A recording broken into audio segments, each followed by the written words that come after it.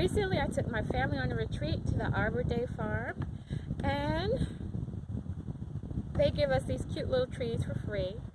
Um, Most of my kids got Colorado spruces. One of my kids, who ironically was born in Nebraska, he bought, what is it, a Eastern white pine. Now, my other three children, were born in Atlanta, so they're not impressed by pine. Pine trees are everywhere.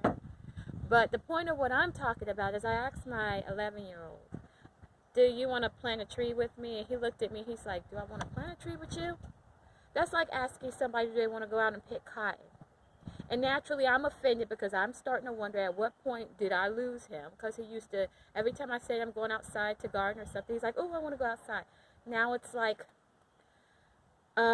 pulling teeth just to get him to help me. So one thing that I notice a lot, and just not even in my own family, but just in the black community as a whole, is that when you ask people to garden or talk about gardening, for some reason they relate it to slavery and working in a field, and that's ridiculous. The reason why I say it is ridiculous is because if you're growing your own food or growing your own herbs or anything, you're being self-sufficient. You're helping yourself, you're helping your family.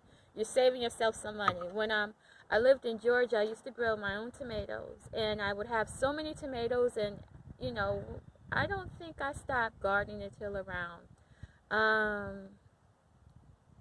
maybe the end of October is when it got too cold to garden anymore. So I would go and pick all my tomatoes off of the vine, and they would all be green, and then I would stick them inside of a box, and I would put the box inside of my house.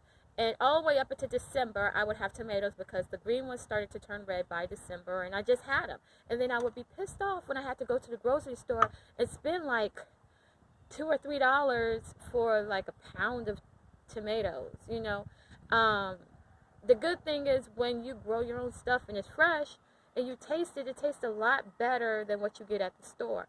I remember I used to grow eggplants, and when I grew the eggplants, when I would fry them up and everything, I'm like, wow, I put a little bit of seasoning on there, but even like, I don't want to say the meat of the eggplant, but the fruit of the eggplant, it tastes like it has cilantro in it. It tastes like it was already seasoned, but not with like a salty seasoning. It has its own special flavor. There's nothing like having fresh vegetables, and a lot of people don't know that because you go to the store and you just buy whatever is given to you. And even I noticed that with GMOs, and Monsanto and all those other unfortunate shit that's been added to growing food these days, even the bugs don't want the damn fruit and vegetables. I mean, you could leave one of those vegetables out and not a gnat or a fly is going to hang around them because they're just freaking nasty, and they were grown with pesticides, so nobody wants to eat that crap. And what else was I going to say? I had a point, really, I did.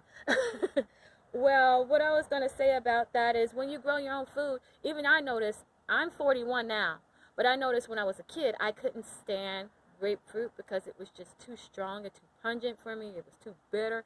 And now, like, when you eat a grapefruit, it tastes like an orange. It's like, even I could taste the difference of what has happened, the difference in our fruit and vegetables,